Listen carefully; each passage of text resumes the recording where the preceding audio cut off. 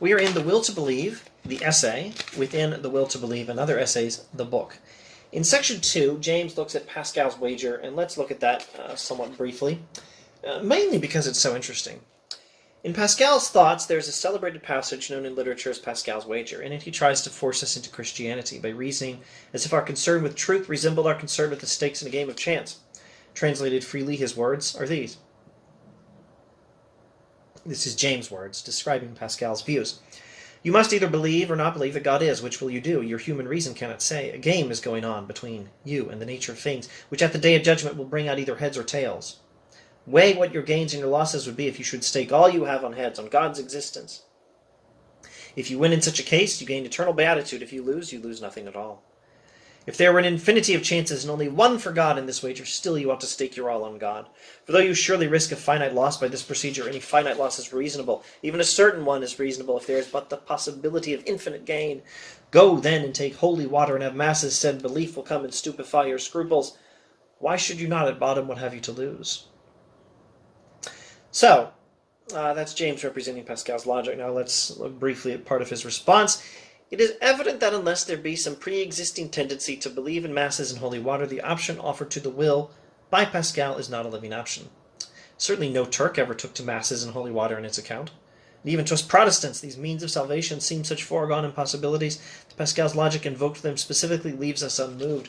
Pascal was writing in France in a particular century, when the options were no religion at all or Catholicism. Those were the options that were live for Pascal's readers. James realizes that that's not the case for all of us. For many of us, there are other options that are live, like Islam or Protestant Christianity. And perhaps for some of us, Catholicism itself is not a live option, or even atheism. Not every option that fits in Pascal's wager, not every hypothesis that fits in Pascal's wager is open to all of us. For some of us, maybe atheism or maybe Catholicism is a dead hypothesis from the start. We can't even imagine ourselves taking up that position. But then also, for some of us, there's more options than that. So the option is not forced. The option of Catholicism versus atheism that Pascal is dealing with is not a forced option. Some of us could very easily go another way. Well, all of us could go another way. It's a theoretical possibility for any of us to be neither atheist nor Catholic. We could be Protestant, we could be Hindu, we could be Islamic, etc. And it's not an option between these two live options, because for some of us these are not live options. So I think James thinks Pascal's logic is pretty good. The problem is he's not looking at just the right choice. So when James makes his case for religious belief, he looks at a forced option, an option that's forced for all of us, either be religious or don't. That is an option you can't avoid. And of course, it's, as he says, momentous, but it's also live for some of us.